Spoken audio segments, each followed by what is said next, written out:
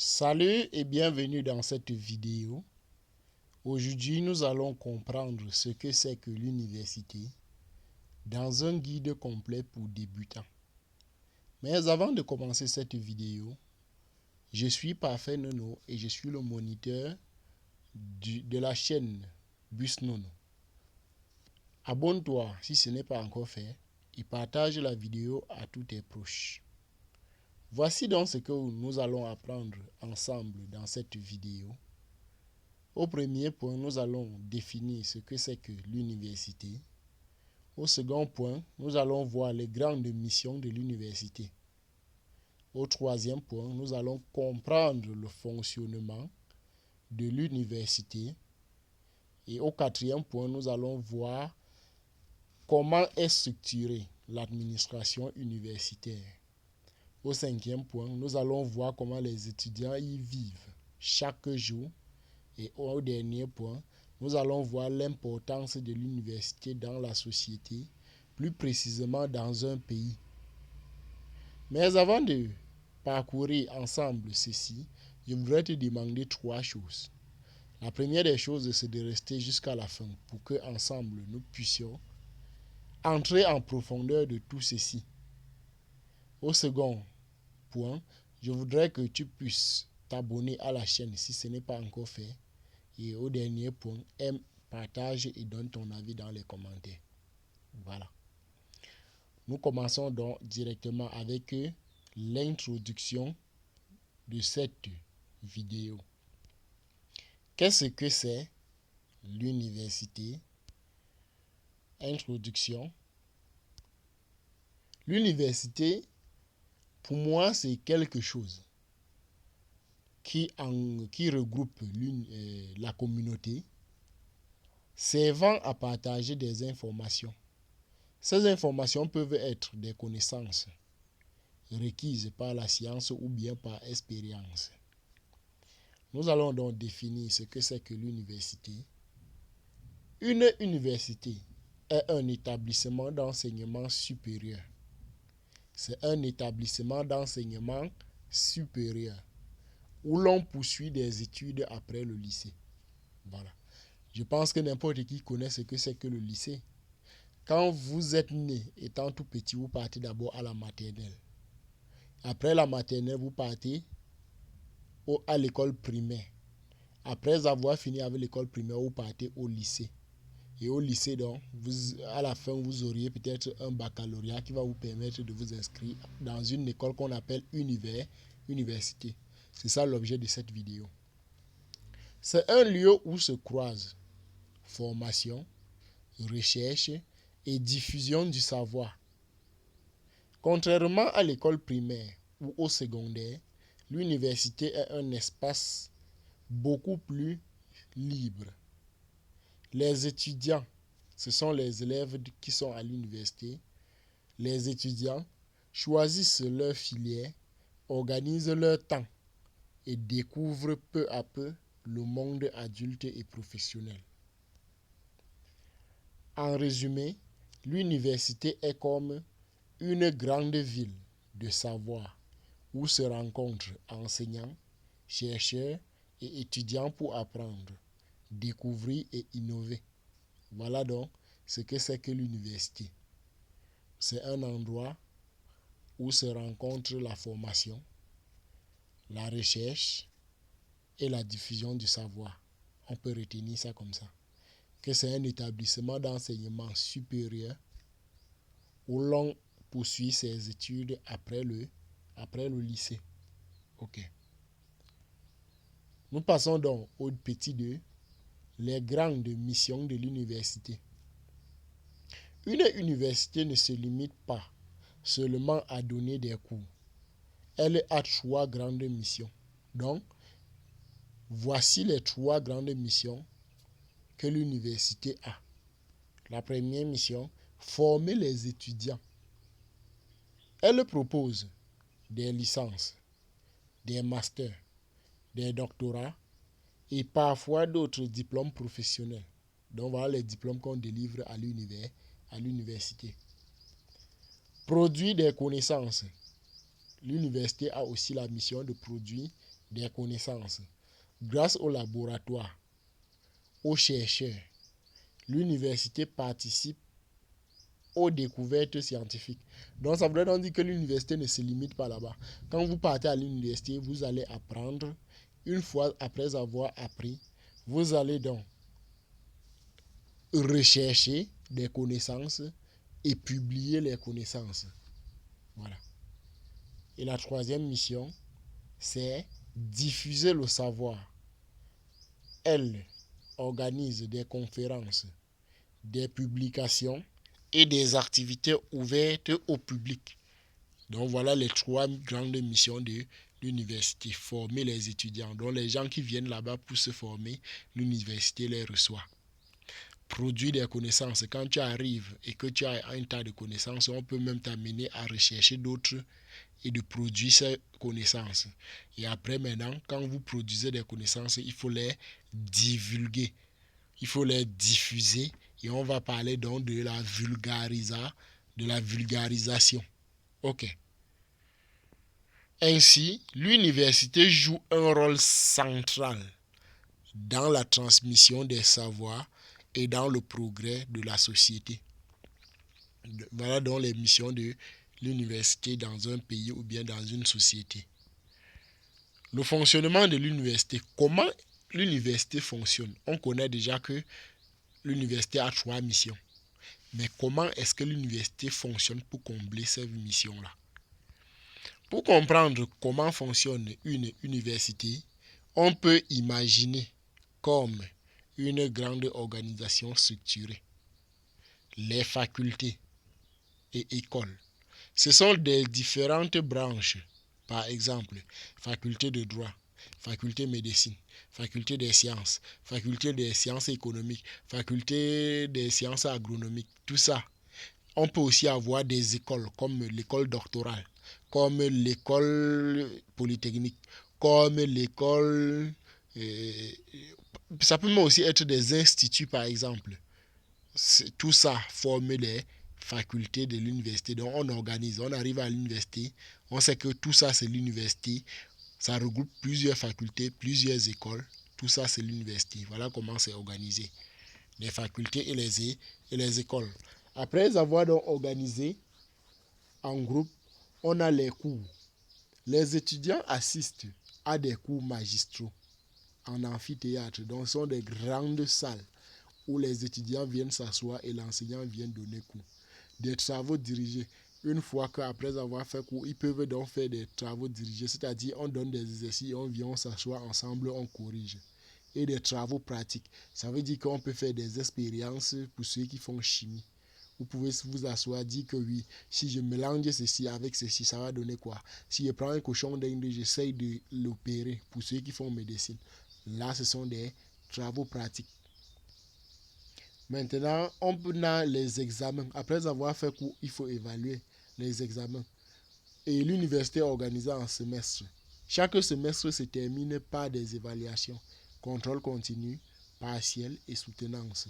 Donc, après avoir fait des évaluations, on juge, on sait que oui, tu peux avancer, il y a tel niveau.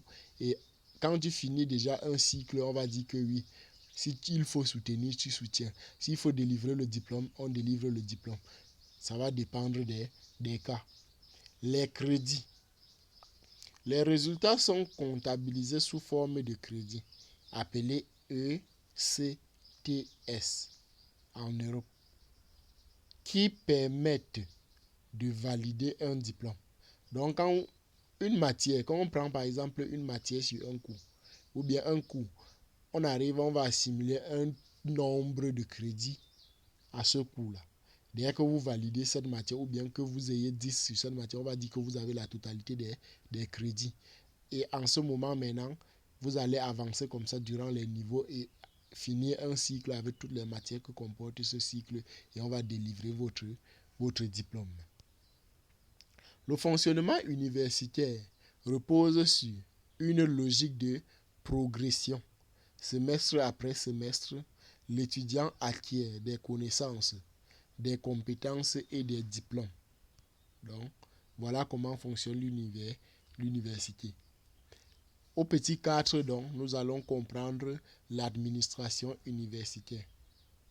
À ce niveau, l'université est dirigée comme une grande institution avec plusieurs niveaux de responsabilité. On a d'abord le premier niveau de responsabilité et le plus grand dans une université, c'est le recteur ou président dans certains cas. Oui. Il est le responsable principal de l'université. Donc, le poste du recteur, on peut avoir, si on prend un exemple, au Cameroun, il y a l'université de Tchang et on doit avoir le recteur de l'université de Tchang. Si on part par exemple en France, on peut avoir l'université de Sorbonne ou bien l'université de Lille, oui, et l'université de Nantes. Ça va dépendre, il y a les noms, oui. L'université de Marseille, ça peut donner. Et on doit avoir à sa tête le recteur de l'université de Marseille, par exemple. Voilà. Après, donc, le recteur, il y a le conseil d'université.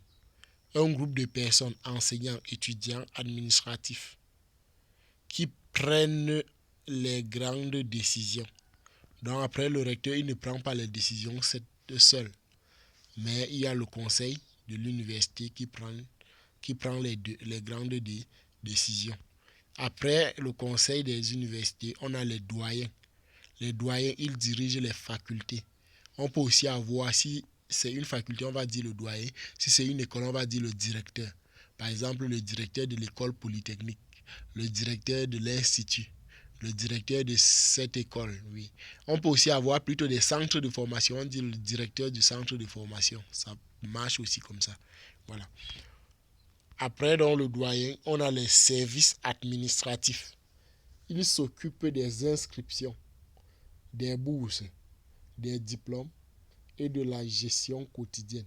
Par exemple, le service administratif, on a le service de la scolarité, le service de la reprogrammation, le service de ceci, tout ça gère l'université. Voilà. On peut dire que l'administration universitaire fonctionne comme un gouvernement miniature où chaque organe joue un rôle précis pour assurer l'ordre et le bon déroulement des études. Donc voilà ce qui se passe dans l'administration. Au 5e point, donc, nous allons voir la vie quotidienne des étudiants. Aller à l'université, ce n'est pas seulement assister aux cours, c'est aussi, en premier point, découvrir l'autonomie, gérer son emploi de temps, ses finances, son logement, participer à des activités, clubs, associations, événements culturels et sportifs, construire son avenir, stage, formation complémentaire, projet de recherche. Voilà. L'université est donc un mélange de formation académique et de vie sociale riche qui prépare le jeune à devenir des citoyens actifs.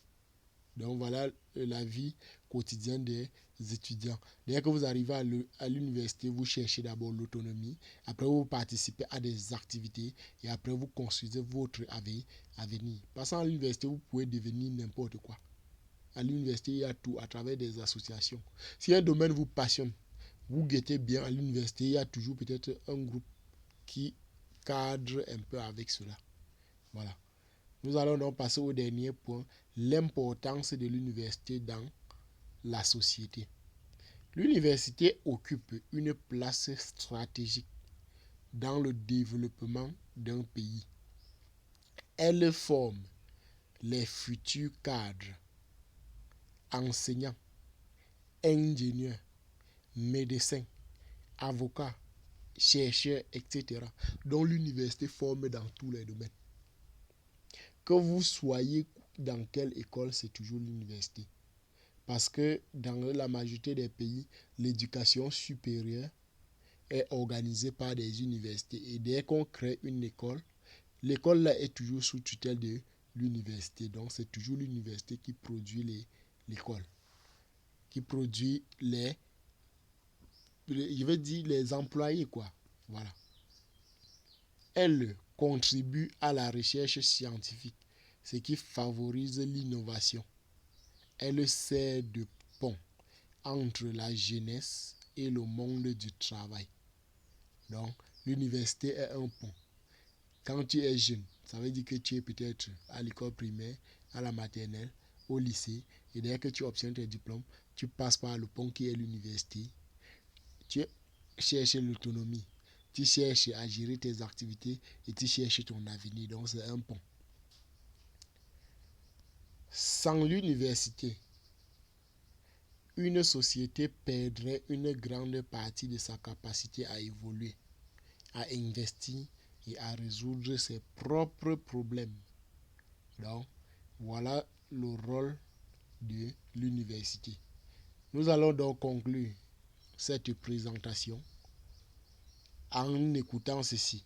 L'université est bien plus qu'une simple école. C'est une institution de savoir, de recherche et de citoyenneté. Elle forme les individus, enrichit la société et prépare l'avenir. Comprendre son fonctionnement, son organisation et son rôle est essentiel pour tout étudiant qui s'apprête à franchir cette grande étape de sa vie.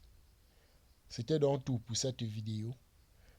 Merci d'avoir regardé pour celui qui a regardé jusqu'à la fin. Et pour nous soutenir, vous pouvez utiliser ces contacts qui se présentent à l'écran.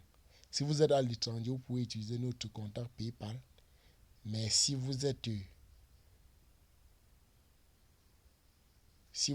plutôt au Cameroun, vous pouvez utiliser les numéros mobile money qui s'affichent à l'écran. Vous pouvez également rejoindre notre description et tous les offres que vous voyez présentement à l'écran. Vous pouvez trouver les liens pour y accéder. Vous pouvez également mettre la vidéo sur pause pour mieux comprendre ou bien mieux visualiser ces offres qui sont à l'écran. C'était donc tout. Merci de partager la vidéo. Merci de vous abonner. Merci de donner votre avis dans les commentaires. À la prochaine donc pour une nouvelle vidéo. Voilà. Voilà les offres. Tout se trouve dans la description. Ok. À la prochaine pour une nouvelle vidéo.